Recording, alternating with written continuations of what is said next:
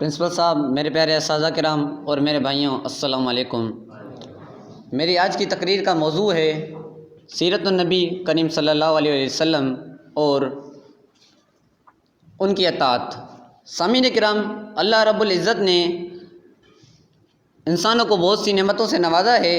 ایک جگہ اللہ تعالیٰ ارشاد فرماتے ہیں کہ اگر تم اللہ کی نعمتوں کو گننا بھی چاہو تو گن نہیں سکتے۔ غرض کہ اللہ نے انسانوں کو بینائی دی ہے، سماعت دی، گویائی دی، زندگی دی، لیکن کبھی اپنا احسان نہیں جتایا سوائے ایک نعمت کے، وہ ہے نبی کرم کا دنیا میں تشریف لانا۔ چنانچہ خود اللہ تعالیٰ قرآن شریف میں فرماتے ہیں کہ تحقیق کہ اللہ نے ایمان والوں پر احسان فرمایا جب اس نے ان میں اپنے رسول کو مبعوث کیا۔ یعنی کہ اللہ تعالیٰ کی نعمتوں میں سب سے بڑی نعمت ہے نبی اکرم کی دنیا میں تشریف آوری۔ اور نبی کرم کی شان میں ہم کچھ لکھ تو نہیں سکتے، لیکن پھر بھی میں اپنی طرف سے کوشش کروں گا۔ پہلے آپ کو واقعہ سنا دیتا ہوں کہ ایک عربی شاعر تھا، اس نے نبی اکرم کی سیرت بیان کرتے کرتے، اس کی مدح بیان کرتے کرتے 40,000 اشعار لکھے، لیکن اس کو لگا کہ میں اب بھی حق ادا نہیں کر سکا اپنا، تو اس نے آخر میں یہ شعر لکھا۔ اس کا اردو ترجمہ آپ کو بتاتا ہوں۔ فقیہ ہے فکر رسا اور مدح باقی ہے، قلم ہے آبلا پا اور مدح باقی ہے، ورق تمام ہوا اور مدح باقی ہے، تمام عمر لکھا اور مدح باقی ہے۔ غرض کہ نبی کی سیرت بیان کرنا ہمارے بس کی بات نہیں، لیکن میں اگر نبی کی کرم کی سیرت کی مثال دینا چاہوں تو میں نبی اکرم کی سیرت کی مثال آسمان کو دوں گا۔ کیوں؟ ہم کہیں بھی کھڑے ہوں، انسان شہر میں ہو، جنگل میں ہو، وادی میں ہو، پربت میں ہو، صحرا میں ہو، غرض کہ کہیں بھی ہو، وہ سر اٹھا کر دیکھتا ہے تو اسے آسمان دکھائی دیتا ہے۔ اسی طرح ہم زندگی کسی بھی موڑ پر ہوں، لڑکپن میں ہو، جوانی میں ہو، بڑھاپے میں ہو، کہیں کسی بھی موڑ پر ہوں، ہم سر اٹھا کر دیکھیں گے تو نبی اکرم کی سیرت ہمیں دکھائی دے گی اور اس میں ہمارے لیے ہدایت ہوگی۔ اور نبی اکرم کی سیرت مبارکہ ہمارے لیے ایک آئیڈیل کی حیثیت رکھتی ہے۔ نبی اکرم کی زندگی ہمارے لیے ایک نمونہ ہے اسلام پر عمل کرنے کا، کیونکہ آپ صلی اللہ علیہ وسلم صرف عربوں کے لیے آئیڈیل نہیں ہے بلکہ پورے عالم کے لیے آئیڈیل ہیں۔ اور اس بات کی، اور آپ صلی اللہ علیہ وسلم کی اخلاق مبارک کی گواہی خود رب العزت قرآن مجید میں دیتے ہیں۔ رب العزت قرآن مجید ارشاد فرماتے ہیں سورہ قلم آیت نمبر 2 کہ ہم قلم اور دوات کو اور اس کو جو ان کے ذریعے سے لکھا جاتا ہے شہادت کے طور پر پیش کرتے ہوئے کہتے ہیں۔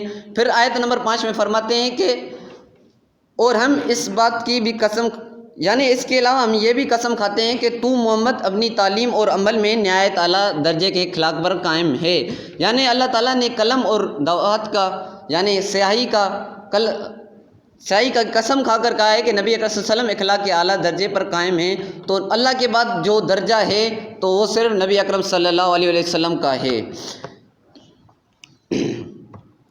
اور نبی اکرم صلی اللہ علیہ وسلم کے اخلاق مبارک کی گواہی یا اس کی مثال ہم اس واقعے سے لے سکتے ہیں کہ غزوہ احد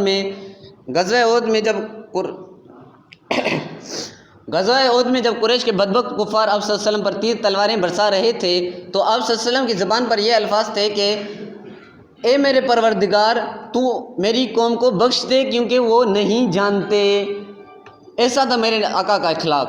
اور میرے بھائیوں، یہاں تھوڑی توجہ کی ضرورت ہے کہ اللہ کے نبی نے کفار کے لیے، قریش والوں کے لیے دعا کی کہ میری قوم کو ہدایت دے کیونکہ وہ نہیں جانتے، لیکن ہم اور آپ جانتے ہیں، ہمارے پاس سیرت النبی ہے، ہمارے پاس اسلام کی ہر چیز موجود ہے، اور ہم ایسے ملک میں رہتے ہیں جہاں اسلام کے پڑھنے پر کوئی پابندی نہیں ہے، پھر بھی ہم یہ منہ سے کہتے رہیں کہ ہم نبی اکرم کی سیرت، نبی اکرم صلی اللہ علیہ وسلم سے محبت کرتے ہیں، لیکن اس کے اطاعت کرنے کی بات ہے تو ہم منہ پھیر لیں، تو یہ میرے بھائیوں غلط ہے۔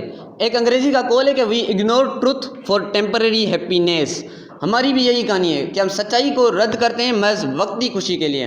ہم دنیاوی عیش و آرام کے چکر میں نبی اکرم صلی اللہ علیہ وسلم کی اطاعت نہیں کرتے، نبی اکرم صلی اللہ علیہ وسلم کی اطاعت سے منہ پھیر لیتے ہیں، تو یہ غلط ہے۔ ہمیں آج سے عزم کرنا پڑے گا کہ ہم نبی اکرم صلی اللہ علیہ وسلم کی سیرت کی اطاعت کریں گے اور دوسروں کو بھی اس بات کی تلقین کریں گے۔ وآخر دعوانا الحمدللہ رب العالمین۔ نحمدہ ونصلی ونسلم علی رسول الکریم، اما بعد فاعوذ باللہ من الشیطان الرجیم بسم اللہ الرحمن الرحیم ربنا وبعث فیہم رسولا منہم یتلو علیہم آیاتک ویزکیہم ویعلمہم الکتاب والحکمہ۔ محترم اساتذہ کرام اور دوستوں، السلام علیکم۔ سامعین محترم اور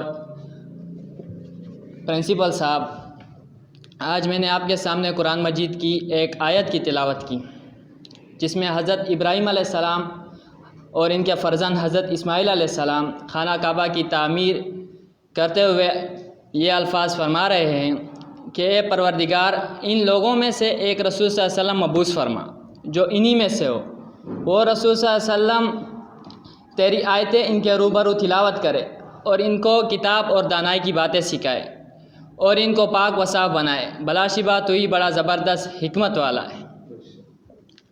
حضرات محترم، یہ مہینہ اسلامی مہینوں کے اعتبار سے ربیع الاول کہلاتا ہے، اور اس مہینے کو یہ فضیلت اور اعزاز حاصل ہے کہ اس میں محسن انسانیت رحمت للعالمین محمد مصطفیٰ صلی اللہ علیہ وسلم کی ولادت باسعادت ہوئی۔ اللہ تعالیٰ نے قرآن مجید میں ایک دوسری جگہ ارشاد فرمایا، ترجمہ: تحقیق تمہارے پاس اللہ کی جانب سے ایک نور ہدایت اور ایک روشن کتاب آئی۔ ایک حدیث میں آپ صلی اللہ علیہ وسلم نے ارشاد فرمایا، میرے 5 نام ہیں، میں محمد ہوں، میں احمد ہوں، میں ماحی ہوں، میں حاشر ہوں، میں عاقب ہوں۔ آپ صلی اللہ علیہ وسلم حق بن کر آئے۔ آپ صلی اللہ علیہ وسلم جو دین لائے وہ حق ہے، جو نبوت و رسالت لائے حق ہے، جو کتاب لائے وہ حق ہے، جو شریعت لائے وہ حق ہے، جو ہدایت لائے وہ حق ہے۔ نبی کریم صلی اللہ علیہ وسلم کا ایک صفاتی نام ہے ماحی۔ ماحی کے معنی ہے مٹا دینے والا۔ آپ صلی اللہ علیہ وسلم جب دنیا میں آئے تو شرک مٹا۔ آپ صلی اللہ علیہ وسلم جب دنیا میں آئے تو بدعت مٹی۔ آپ صلی اللہ علیہ وسلم جب دنیا میں آئے تو فسق و فجور مٹا۔ آپ صلی اللہ علیہ وسلم جب دنیا میں آئے تو بری رسموں کا خاتمہ ہوا۔ آپ صلی اللہ علیہ وسلم جب دنیا میں آئے تو ظلم کا خاتمہ ہوا۔ آپ صلی اللہ علیہ وسلم جب دنیا میں آئے تو بیٹیوں کا زندہ دفن کرنا ختم ہوا۔ آپ صلی اللہ علیہ وسلم جب دنیا میں آئے تو سوتیلی ماں سے نکاح ختم ہوا۔ آپ صلی اللہ علیہ وسلم جب دنیا میں آئے تو شراب نوشی ختم ہوئی۔ برادران اسلام، بظاہر تو یہ دنیا سورج، چاند اور ستاروں سے روشن ہے، در حقیقت اس میں محمد صلی اللہ علیہ وسلم ہی سے جگمگا رہی ہے۔ نہا میں ایام عرض دو جہاں میں، نہا میں ایام عرض دو جہاں میں، محمد کا جلوہ ہے کون و مقام ہے۔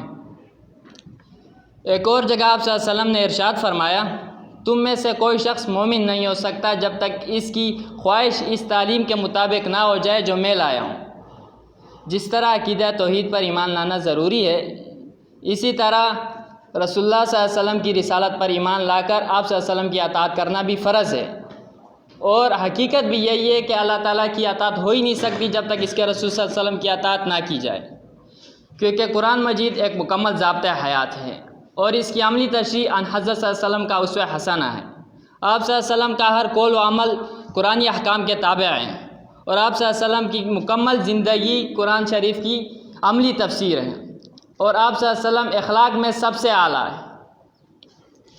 جیسا کہ ہم سب جانتے ہیں کہ رسول اللہ صلی اللہ علیہ وسلم اللہ تعالیٰ کے آخری نبی ہے اور اس کے بعد کوئی نبی نہیں آئے گا، تو ہمیں چاہیے کہ ہم اللہ تعالیٰ کی وحدانیت اور رسول اللہ صلی اللہ علیہ وسلم کی رسالت پر ایمان لا کر اللہ تعالیٰ کے احکامات کو محمد صلی اللہ علیہ وسلم کے مبارک طریقوں سے پورا کریں، اور آپ صلی اللہ علیہ وسلم کی مبارک زندگی کو مد نظر رکھتے ہوئے اپنی زندگی گزاریں۔